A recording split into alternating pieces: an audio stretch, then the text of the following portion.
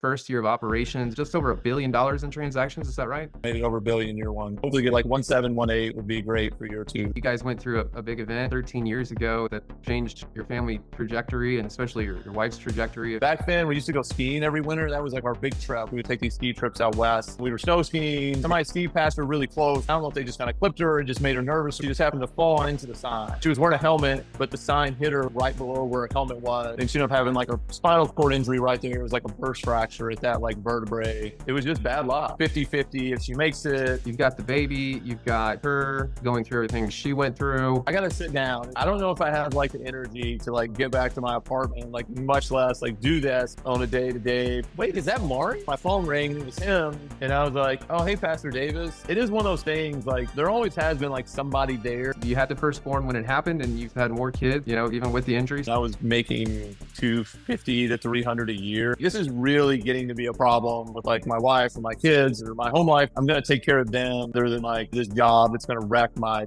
home life. I don't have to work for Steve first year. Like you're going to make like 60, 70, it was like quite a bit of a bump down, one day at a time. Wake up tomorrow, get started on the right way. Today's going to be a great day. Hey, this person went through this and like they're okay. If they can figure it out, I can figure it out. Why do things like this happen? That part's like tough. Our faith kind of keeps us centered enough to like kind of get through it. The Lord works in mysterious ways is so true.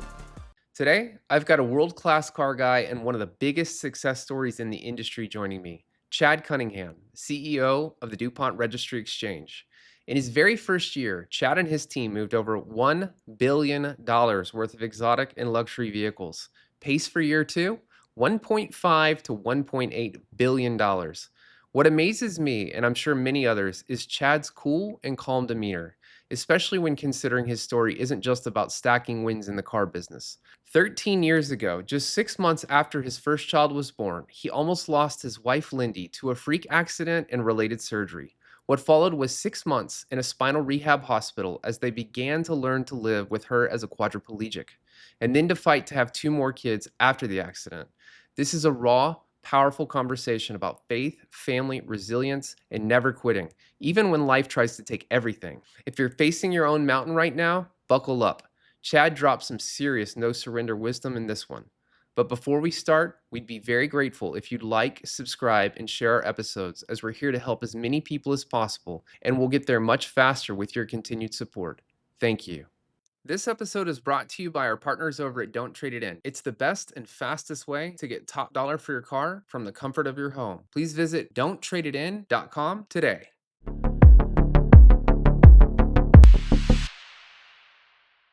All right. Here with Chad Cunningham. Great to have you on the show, Chad. Welcome. Yeah, thanks. Thanks for having me. Yeah, you're welcome. You're welcome. Always great having a fellow car guy on the show. We have a big variety of guests, and when it comes to car guys, I like to focus on guys like yourself who have big time achievements. For those who don't know, Chad is the CEO of the duPont REGISTRY Exchange, and in their first year of operations, just over $1 billion in transactions. Is that right? Just over a billion, yeah.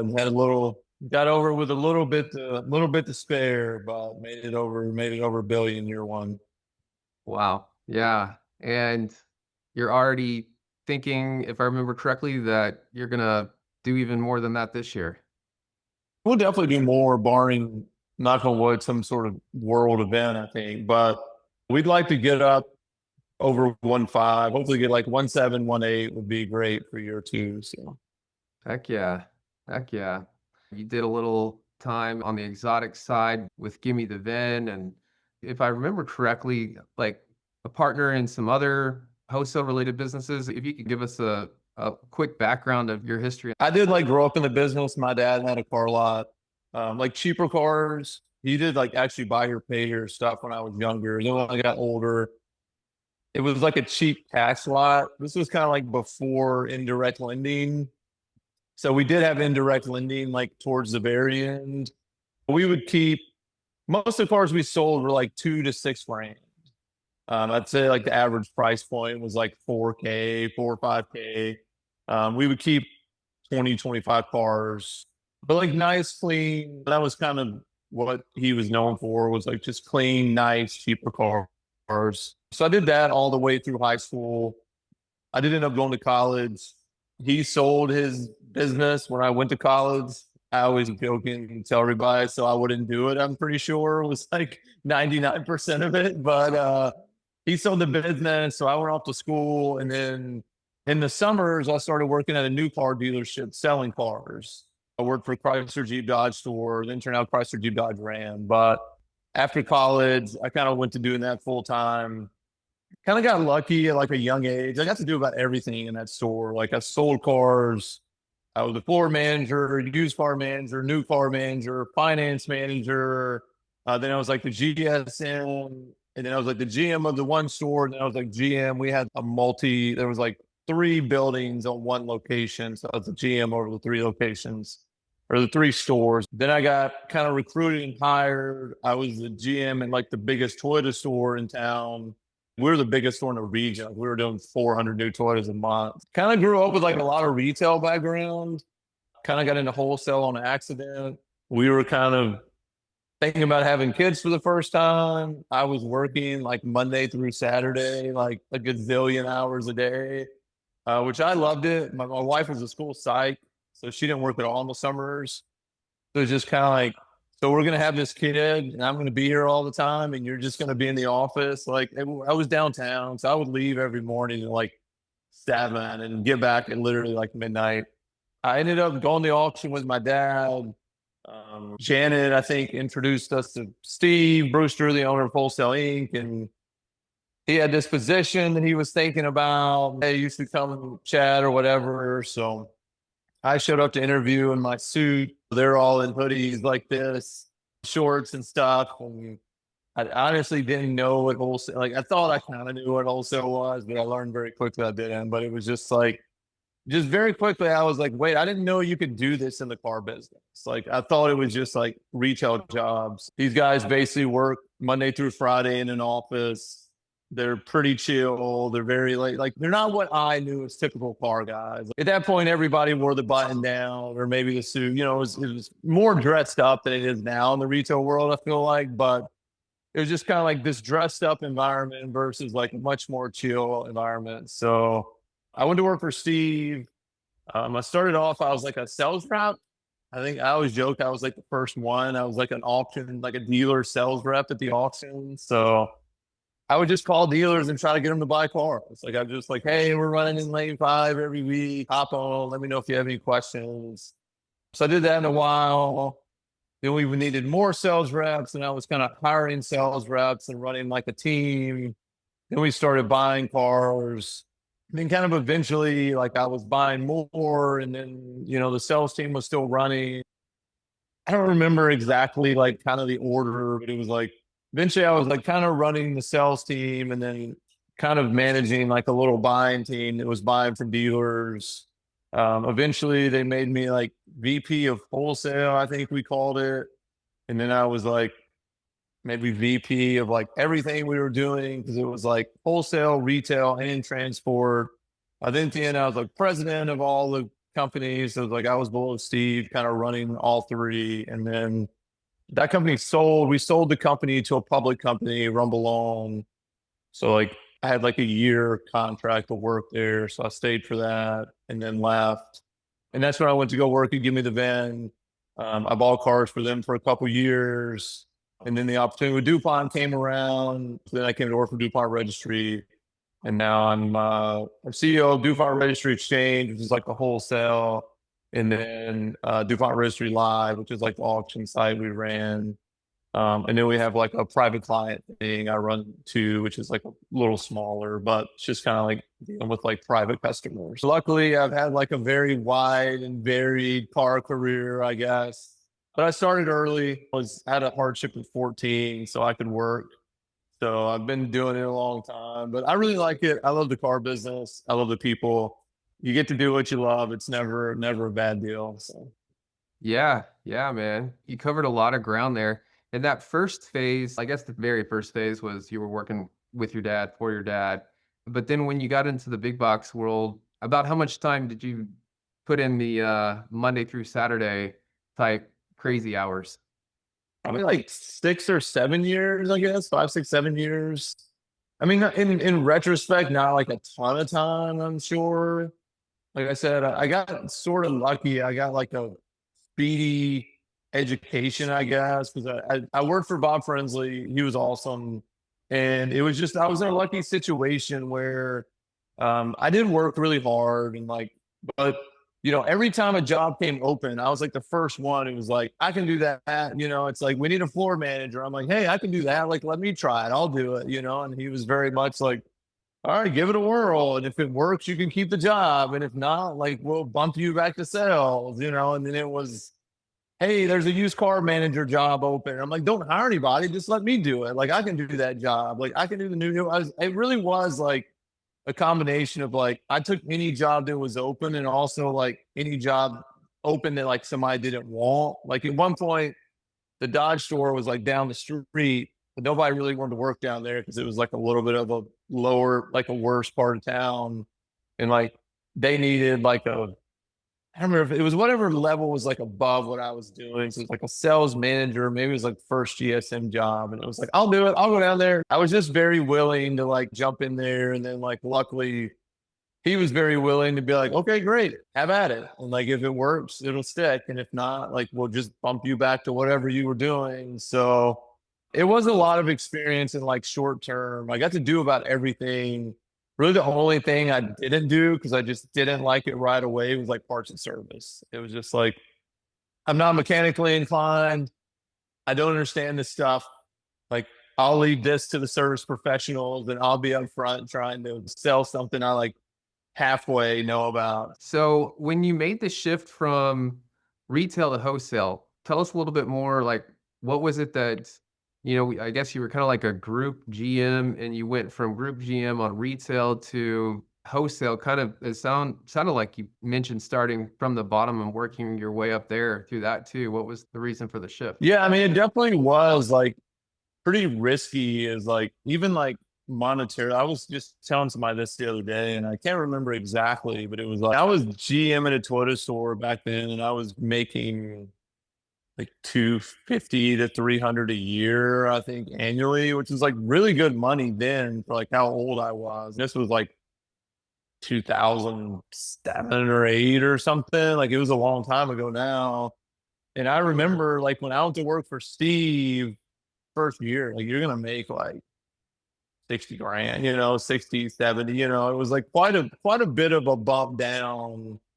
I didn't know there was like people there making big money, like some of the buyers made good money. It was just like, hey, if I can figure this out, like, I can make the money I want to make, but actually have like the lifestyle I want to have. Where if I stay in retail, it really doesn't matter how much money I make. It doesn't work for what I'm trying to accomplish on like a lifestyle level.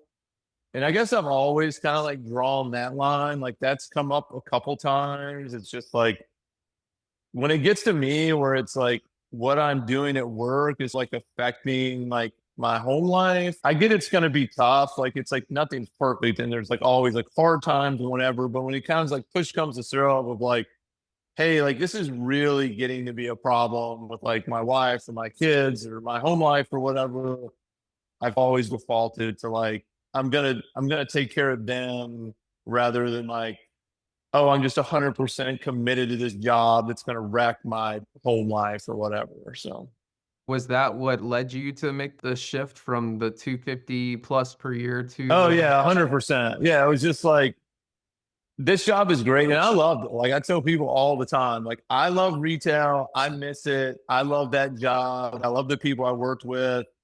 It was just like for what we were trying to do and like have kids and stuff, it was hard to imagine. It's like, because even at Beeman, my boss worked more than I did. So it's like, it's not like I'm going to get the next promotion and like it's going to be better. It's like, heck, like, he worked more than I do. Some people were kind of okay, I get it, but it's just like for me, it's like, hey, like, I just can't make this work. Like, I really got to find some way to try to do something like this, but not be quite as stuck in like this many hours. It was a big risk, but I just really liked the idea. It was like, just like, hey, this is a job that I really want to have and like I can figure it out. I will. I'm very my confidence of like I can figure this out is always very high. Like maybe, to my detriment sometime, but like I am usually very confident of like, I mean, if I can do it, I'm just like, hey, I just can't do this. But there is like situations where it's like, oh yeah, I can figure this out. Like these people are doing it, I can do it. I'm not really as worried about the money short term. I know I can make the money long term. So, how long did it take you once you made the switch to get back to the point where you eclipsed that retail money that you were making? I would say it was like somewhere like year two to three, like probably three. Like year one, I definitely made less, although it was more than like we thought I was gonna make.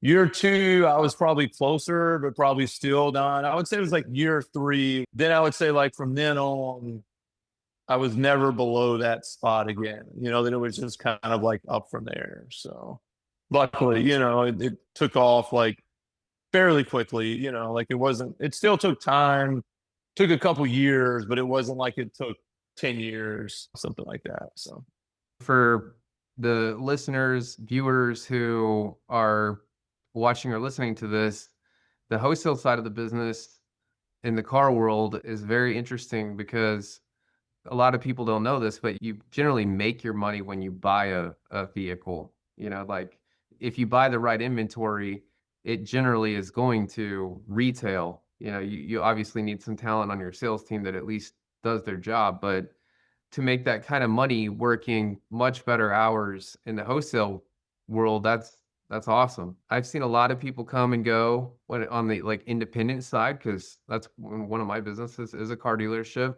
and the hardest thing is finding good inventory. And then yeah, if you look at it from the wholesale side, like you have to have meat on the bone times two because you need to, if you're going to wholesale, yeah. you need to leave some meat on the bone for that retail outlet, whoever's buying it to retail it. So that's yeah, man. People are watching this or listening to this. Is that still possible? Like with the margin compression that's occurred in the industry, like is it possible for someone to make that jump from retail to wholesale and make 200-300 grand a year? Is that still happening in the wholesale game? Yeah, I do think it's harder. I don't say that because I'm like in the business. Like I do think it gets harder year to year. It's definitely still possible. I would say it gets especially harder year to year to do it kind of on your by yourself. Like it does feel like the more as time goes by, it's like you do kind of need to be like paired up with like one of the big players. Like that seems to be where I know the people that are making the bigger money is like it's normally like the top performers or like one of the top performers. It's not, hey, Jason's a wholesaler. He just runs by himself running 10 cars a week in Nashville. Like that seems harder than I'm going to go work for duPont Registry or for Adcock Brothers or Don Franklin or so. I'm just thinking of all the people in Nashville. Like if I was instructing someone today, it doesn't have to be us. Like Nashville is where I sell. It's like, okay, the big players like Adcock, Sullivan, Don Franklin, DuPont Registry, probably. Like I would pick which one of those you want to work for, and that's what I would do. Because trying to just show up at Nashville and like sell against all those people, like by yourself. But if it was just like Chad Cunningham wholesale, I'm not saying it can be done. Like like I said, I'm very optimistic and like a confident person, but even like for me, it's like, ooh, that would be tough, like that would be a tough deal. So Yeah, and then to be a top performer at one of the big wholesale companies, like what were your steps? Because like it's all about rising to the top and to make the most money. Was it about like bringing in new dealerships, new accounts? Like what was the career path there? yeah, like my sort of thing has always been like I buy from dealers and consumers. I would say like on the wholesale world, there's like auction buyers, which I was not. Like I knew a bunch of good ones. Like I did buy auctions before, but it just wasn't like the thing I liked the most. But there's a lot of people that buy a lot of cars at auctions and like do great. It's just not my greatest skill. And then there's people that buy dealers, which is kind of more my world of like dealers and consumers. So for me, it was just always like finding more dealers, increasing the volume, trying to find some cars that make a little more, make the bigger hits, bigger profits, which is kind of how I ended up getting more into like the exotics and stuff. It's like, hey, it's great slinging all these Tahoes, but like you kind of know they're going to make 500 car or whatever. You know what I mean? Like it's just sort of, it is what it is. Where hey, I might can buy this Ferrari that makes $25,000. That's a lot of Tahoes. So it's like kind of trying to find a mix. I've never quit doing the Tahoes, but always tried to get a little better at doing the Ferraris and the Lambos and stuff. So Yeah, yeah, and as far as that, like, went for you, like, was it how did you meet the dealers? Did you go to, like, conventions, or what would you, like, suggest for guys that are trying to find a way to make it in the business? mine is like very much subject to my situation. So one of the reasons I bought cars the way I did was I couldn't travel a ton at the time I started buying. Like travel was just really tricky with like Wendy and our situation. So most of the auction guys would travel all over the country. I just couldn't really do that. Like I couldn't do a ton of travel. So it was like, how can I buy cars like where I'm at? Which is more like I'm gonna get on the phone, I'm gonna text guys, I'm gonna call guys. So that was kind of where I landed, was like, I'm gonna do more of that. Like it's just gonna be like more texting, more calling. That way I can do it wherever. So mine was more like subject to my personal case, but it was like, hey, like I can't do all the traveling around. Like I can't be on the planes all the time. So mine was very like phone and text and email oriented, of just like, hey, Justin, like, you got anything for sale? Keep me in mind. Just call the next person or text the next person. But there's a lot of people that do it the more the way you're talking about, where it's like they go dealership to dealership or drive around, or they might go to more of the events or the conferences or whatever. So for my situation, like that didn't work. So Yeah, and speaking of your situation, we touched a little bit on your transition from retail to wholesale for more family time, and where the more of the no surrender type scenario comes in.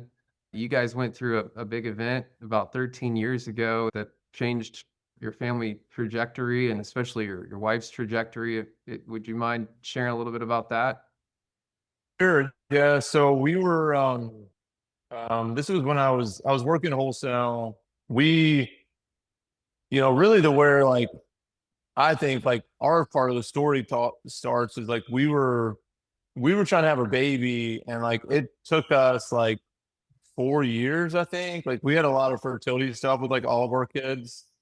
So we had kind of had this like long, drawn out fertility thing, which is like honestly very stressful, like more so than I think like if someone hasn't been through it, like it's very tough. When we found out we were getting pregnant, we actually thought they were telling us like we're gonna tell us like, hey, like you gotta like stop doing this, because like we just weren't having a lot of success. Like Wendy was like super upset.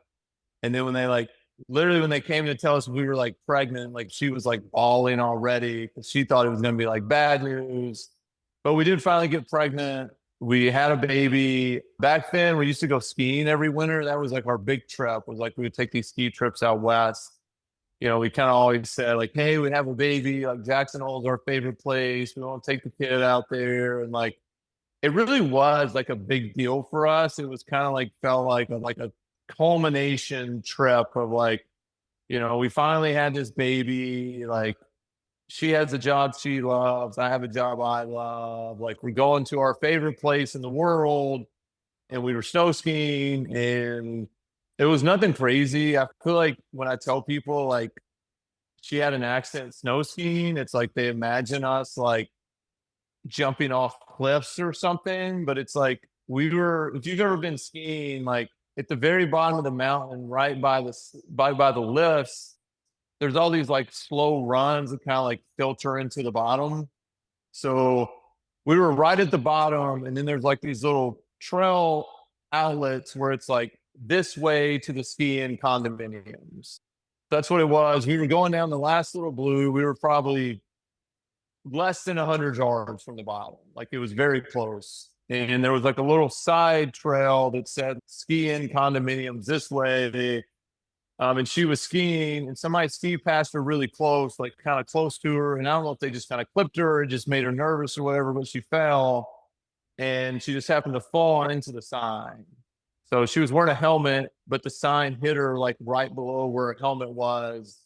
Then she ended up having like a spinal cord injury right there. It was like a burst fracture at that like vertebrae. It was nothing crazy. It was like a run we've done like a million times. Like nobody was just, it was just bad luck. I mean, it was just right at the bottom of the mountain. Like it hits her, like there's a million other things. That just like if she falls right before the sign or after the sign or hits her helmet or hits her shoulder or whatever, it's just like we just kind of that right spot, I guess. And it was like pretty messed up right away. Like she couldn't move. She just didn't feel right. We called ski patrol. They took her down the bottom of the mountain.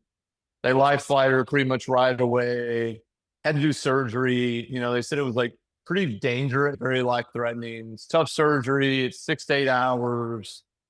It's 50-50. If she makes it, it's a really tricky spot because the injury she has is like right where you breathe. Like it's what controls your breathing. So that was always like their main concern before, during, afterwards, is like, if we don't get this like straight and right, like she's not gonna be able to breathe. Like it's just, that's kind of right where the injury is. So they did the surgery. It went well, as like well as it could. And they pretty much told us like, hey, she's going to experience severe deficiency in her life from here on out. Overall, your life is like really going to change. She was like right at the level of like having a trach or not. She may end up having to have a breathing tube. She's just right on that level of like, it does affect her lungs. It does affect her breathing. But like somebody's going to have to live with you. It's a serious issue. She's going to be a quadriplegic, just like very tough. And our surgeon was great. Maybe he's very blunt though. And that's sort of their job. Like, I don't really blame them. It's not like it was like discouraging. It was just like very blunt. Hey, like this is your life now. It's going to be very hard. It's going to be tough. It's going to be tough on her. And, it's just where you are. So we were there for about 2 weeks, I think. 3 weeks maybe. And then they life flighted her to Atlanta to Shepherd Center. They have like a specialty spinal cord unit there. And then we were there for like 6 months, I think. Wow. Around 6 months, maybe a little more total. Then after that, we finally came home. But we were gone from our house for 6 or 7 months. Like it was a long time. So Wow. And your firstborn was about 6 months old when it happened. Is that right? 6 months old. Yeah, he was 6 months old when it happened. Wow. So you've got the baby, you've got her going through everything she went through.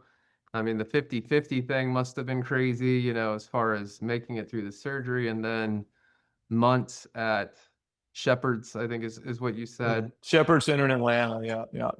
Wow. Wow, man. That must have just been, I think I remember in one of your posts within the last couple of months, there was like a moment where you were, I think, maybe walking back to your apartment and you just were drained. You had to like sit down, maybe even lay down, and like didn't know how, like if you were gonna fall Yeah, asleep there.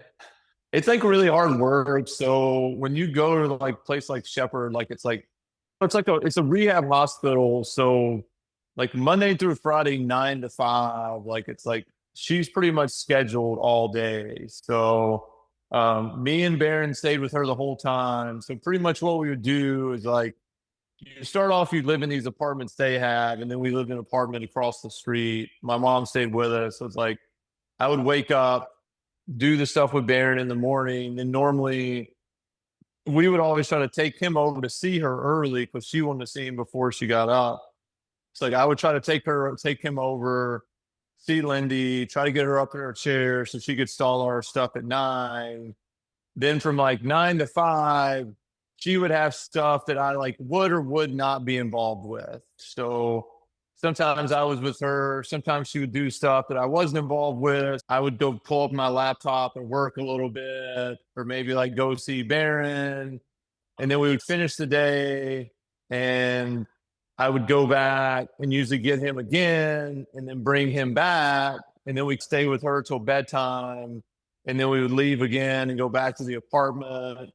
And yeah, the time you're talking about, actually, I don't remember why, but like I took him back and then I had to come back to the apartment.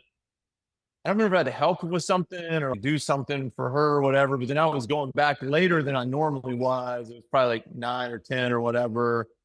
And you are just exhausted, or at least I was, it's just like, I can remember like very distinctly, like I just was like, I gotta sit down. And then I was like, I might just lay down. And then it was like, I would probably fall asleep here. Like it's not like the greatest part of Atlanta to just be like laying on the sidewalk, but it was. I mean, it was like you're just like, I don't know if I have like the energy to like get back to my apartment, like much less like do this on a day to day, but you just don't really have a choice. It's just sort of like you get up and you do it, and then tomorrow's another day and you do it again. But it's an amazing place. It's definitely like one of the main reasons like we're in the spot we are, is because they really teach you like how to live with it and like deal with it. But it was a lot of work. It was like very hard, very tiring. Like we're trying to do that, spend as much time we can with Baron. I was still working, they still paid me the whole time, which was amazing. I'm not super sure how effective I was. I can't really remember. They acted like I was still helpful, but it's like trying to do that, trying to work, and it's just a lot. There's not really a break. And I'll say, like, from an injury like that, it's not like that really changes. Not like she gets like days off from the injury, but especially like early on, it's just like you're just kind of like hit, and then it's just like constant pressure, and there is just no break. Like there's no like, oh, today's a chill day, or like it doesn't exist. Like it's just kind of constant whatever. So Yeah, so and if I remember correctly, when you were laying there, you got a phone call from somebody.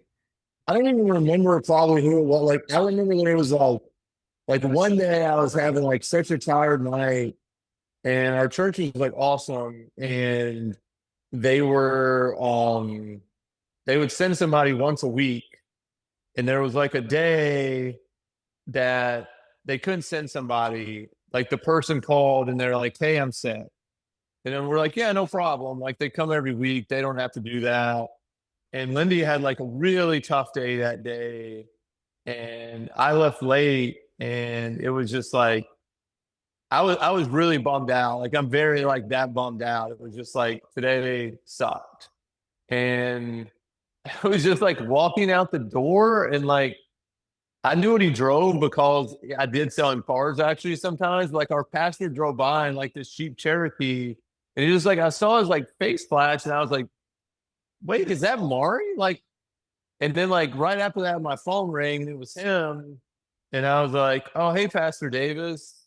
He's like, hey, he's like, I just pulled in the hospital. Like, are you still here? And I was like, yeah, it was almost like a dream watching him like drive through. Like, I was like so tired. I was like, I thought it was you. I was like, what are you doing? He's like, oh, and I can't remember who was supposed to come. They called me and said they wouldn't come, couldn't come. And I just hopped in the car and started driving this way. Like, I just figured I'd come say hi. And it's like I went and met him. We went up, and like he was so good. He was always great to Wendy, but it was just like there was then that day. I don't really remember who called me. I think my grandmother called me that day. It is one of those things like there always has been like somebody there. Whenever it gets like when you're kind of like right on the edge of like, man, like we've been really fortunate, like whether it's like pastors, friends, bosses, employees, relatives, coworkers, like nurses, tax, like there has always been someone there who's like, hey, like, will, and just kind of like encouraged us or whatever and kind of got us through it. So, Yeah, yeah, that's and it kind of goes hand in hand. Like just a second ago, you moved your hand across in the camera's view, and can see a bracelet. If I remember correctly, there's like from another post of yours that I saw, it says believe or something like that on at least one of your bracelets. Yeah, they made these original blue ones back when Lindy had her injury. One of our friends, Adam, is like a big fitness guy. Oh, he would probably be upset if I call him a big fitness guy. He's into a whole bunch of stuff, but he wrote an article that was like, Believe in Lindy, when they made these bands. So I've always worn one, but they get worn off all the time. Like it's just kind of like a blue band. So then I got one for my wife and like my daughter, and they wear them. And theirs say like different things. I don't even remember what all's on theirs, but she wanted me to get one. So we like kept trying to decide to put on it. That's what we ended up putting on it. So the words stay visible on that side. So now I just kind of wear them both. So That's cool. Goes well, kind of hand in hand with what you mentioned about your. I think you said it was kind of like a dream when you saw your pastor drive by when you were going through all that. You also mentioned that when you feel like you might not really know how to figure out how to make that next step or get through that next obstacle, people have shown up and helped. So would you say that your faith has been instrumental in helping you guys get through all this? yeah, I mean, for sure, as a Christian, it can be hard like both ways. And it's just like, why do things like this happen? That part's like tough, but it makes more sense on the backside because there is like someone behind the scenes, kind of, it feels like a lot of times watching us or kind of protecting us in a way. Because it's like there has been many times where it feels like this is just about to go from partial disaster to full blown disaster. But, normally like somebody comes through, something comes through, and then it makes it doable. So I think for us, our faith kind of keeps us centered enough to like kind of get through it where like we've known a lot of people that have these injuries now, and it seems like a lot of people that like really spiral into a bad place with it. They don't really have anything to believe in, and it just makes it like really tough when something like this happens where it sort of feels like your world just ends, like everything just suddenly is like turned upside down. The quote, "The Lord works in mysterious ways," is so true. As you said, it's kind of like why God are we being put through this on the one hand, on the other hand, they say that he wouldn't put you through anything he didn't know you could handle. Uh, that's interesting to think about, but it still doesn't make it any easier in many cases. Yeah, I just recently somebody sent me, it was like an old interview. Anderson Cooper was interviewing Stephen Colbert about when Anderson Cooper's, I think, mom had died, and then Stephen Colbert's dad died when he was really young. He basically was like, hey, like you don't understand the good without the bad. That's just how like life and faith works. If everything was just all good all the time, like you wouldn't ever appreciate it. When you have some bad things or some bad times, and then you do appreciate the good times, and like that's just life, and like that's sort of how like faith works. Like you have to like take it both ways. Your faith isn't just like, oh, that means everything's going to be good all the time. I certainly don't understand why bad things happen, and like especially someone like Lindy. Like Lindy's awesome. Like she's a much better person than me. It's like, if anything, like it should be roles are reversed. Like, like, but I don't really understand that part at all. But it's just like, I don't know. Bad things have always happened. Like I listen to like Jim Rome all the time, and he has this thing where he's like, they were fighting back in heaven, and when there was Cain and Abel, they killed one of the other. It's like there's always been bad stuff. That's just life. Like it's just kind of, and like you can't really change that. I can't go back and change anything that happened. So it's just kind of like dealing with it from then. So Yeah. Well, speaking of Lindy, how's she doing now? I mean, she's doing good. I mean, her injury's tough. It's a lot of pain. It's dealing with a lot of stuff. Like serious quadruped, like spinal injuries is like a very tough injury to deal with. But I mean, she does well with it. I mean, she's up every day and she's taking the kids places and working and playing. I mean, she doesn't really let it slow her down. Like credit to her. Like she's about as good about it as you can be, I would say. Like it's tough days and tough times for sure, but she does well with it. So So how much like dexterity does she have? Like can she use her arms? She can pull but not push, which is the same way with her like fingers. Like she has like this but not this. Um, it's like she's like trunk up. So it's like kind of like her arms up. So everything below that, it's like pretty, not really much movement. But she has like some little tools she uses in her chair. So she does laundry, she does some cooking, she does cleaning, does a bunch of stuff with the kids. So she makes it work, honestly, amazingly for kind of the function she has. Like she's done a really good job of like figuring most of it out. But and I mean, I say it's limited. Like, to me, it always feels very limited. Like it could be more limited, I guess. But she does really well for like what it is. So Yeah, yeah, man, that's great to hear. Another thing I had jotted down here from a from one of your prior posts is that I think it was your first outing together after she got out of Shepherd's, and you guys ran into I think a cancer survivor, like an employee at the grocery store or something like that. yeah, he told us he was like, be encouraged. And I do always remember that because it was like they let you take these like outings. So when you go to Shepherd, you're basically in the hospital until they clear you to go out. So you have to like show them like they make you go through everything of like taking care of Lindy and how to navigate the roads and whatever. So it's like we finally got cleared. They gave you like a day pass to like there was like it was literally across the street. Like you can go to the fresh market right there, which to us was like a huge deal. We haven't been anywhere. So we went over there, but it's like it is weird. I don't really like as time goes by, like, and you don't think about, and I do feel bad because like maybe I was the same way, but it's like when you're out, people do stare a lot. They do talk like, and it's not really intentional. It's like even for us now, it's like I sort of get it. It's like people see us out, and it's like me and this lady in this wheelchair and these kids, and half the time they're riding in her chair. Well, it's like I'm sure it is like people are like, whoa, like that's a lot. But when you first get used to it, like it is a little weird. And so like I'm sure we looked sort of nervous, and he was just really nice. I mean, I guess he could tell, and maybe he sees a lot of them because of where it was or whatever. But he called us over, and he was really nice. Like, and that's kind of same thing. Like, people do say really weird stuff to us sometimes, and sometimes not nice things. But like, there is a lot of people who are just like really kind and do say nice things. And like, I had a phone call today. Like, a guy in town just like called me, and like he was just really nice. It's like it is helpful because like sometimes it is like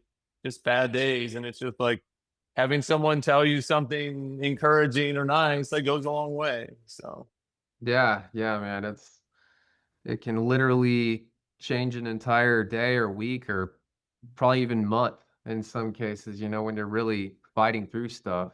It's yeah. it's really wild. And then you had the firstborn when it happened, and you've got more kids. You've mentioned more kids now, so you guys had more kids, even with the injury. So that's great. You've been able to continue to live your lives. Yeah, we had two more afterwards. That was like quite an adventure because it's like people don't really.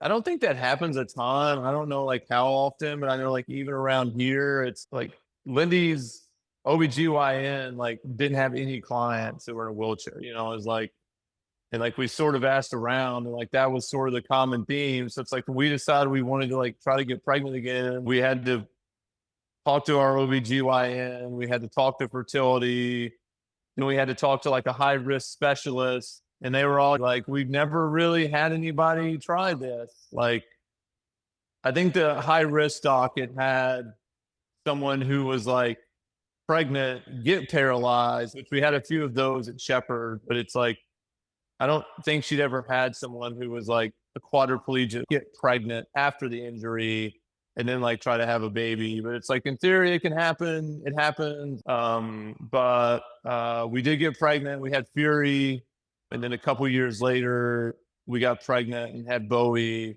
Took a few times that time, but yeah, we had two after. So we had one before, two after, and that's kind of what when we were like pre-injury, we always thought we'd have like two, three, or four. So that was kind of like a big deal for us. And they're awesome. They're the best. I mean, it was the every pregnancy was crazy in its own way, even barren. It's like they all kind of had their struggles, but it was worth it. I mean, they're great. They're amazing. So. Awesome. Awesome. It's been a great conversation, and we usually end it, or I like to try to end it with asking our guests who've been through a lot in their lives, anybody who's watching or listening that might be in a similar position, or maybe they've lost their job or something like that, they're in a really dark place. Do you have any words of wisdom or recommendations for them to help them get through that spot they're in? Yeah, I mean, I think one thing that like really helped me, and like it seems sort of silly, but I've done this for a very long time. Like I still do it. Is like when I wake up, pretty much the first thing I do when I'm like going around and letting the dogs out and starting the coffee or whatever is like I'll grab my headphones and like I'll put it on like YouTube or something. And really back then I would like really hone in on like stuff like Inky Johnson or like somebody who like went through some sort of like injury or situation and just listening to them talk about like how they got through it. And that is, I think, is like really helpful in like two ways. It's like to me it like is like a very day-to-day thing. It's like just one day at a time, like, and it's like yesterday stunk. It's like just wake up tomorrow, get started on the right way, and like today's going to be a great day. So it's like you kind of start off with like something positive, and two, it just like you do get some kind of motivation, strength, whatever, from just like, hey, this person went through this and like they're okay. And like if they can figure it out, I can figure it out. So that's just like a small thing I've done forever. Like I did it today. It's like I have like 300 videos saved on YouTube that I'm sure I've watched a million times, just like, hey, when I watch one I like, I just save it, and then sometimes I'll listen to a new one or sometimes I'll go back. But, I think that's like a simple thing I do that works for me is just like listening to something in the morning gets me on track. And then, just kind of do that every day. And it kind of seems to work out. So. Awesome. Awesome. Do you do any exercising? Yeah, yeah. So I usually go to the gym a couple days a week. I like to row. I got a rower during like Black Friday, like last year or whatever. So I really got into rowing. I still run some. Like I play a lot of basketball with my daughter these days. So it's kind of like a mixed mash of stuff. But that's kind of like my me time for the day is like my 45 minutes or an hour. I'm just gonna like put the headphones on and like row or run or hit the gym. And like I really enjoy that. So Absolutely. and Yeah. I gotta do transfers every day. So it's like part of our thing is like it's a very physical challenge too, of like a lot of like what we're able to do is like, can I get her in this car? Can I get her in this plane? Or can I get, it's like so the mobility part is like kind of a big deal too. So Yeah, man. Yeah. I really, really appreciate you joining us, and it's been a pleasure. yeah, it was really enjoyable. Thanks for having me on. So I'm glad we could talk in person. I've known who you are forever. I know we've talked on the car biz side for a while. So Yeah, yeah, I think it's always been over the phone, so definitely yeah. definitely good to do the video here. And yeah, man, I'm looking forward to seeing you guys continue to kill it. And if people do want to reach out to you to like sell a car or something like that, what's the best way for them to reach out to you? They can do wholesalechat@gmail.com. I've had that email forever. I still use that. And then I have like chad@dupontregistry.com if you want to use my DuPont email. My cell phone's all over the internet too, so it's not super hard to find that. I don't care. You can call me, text me. There's like a website, wholesalechad.com. You can throw them through there. So, anywhere. People message me all the time about this stuff too. It's like I talk to a lot of families and people. Like it really doesn't bother me. Like if somebody has any questions, reach out. I'll be glad to try to help. So, Thanks again. I really, really appreciate you joining us. all right, awesome. Thank you. Uh-huh. Have a good one.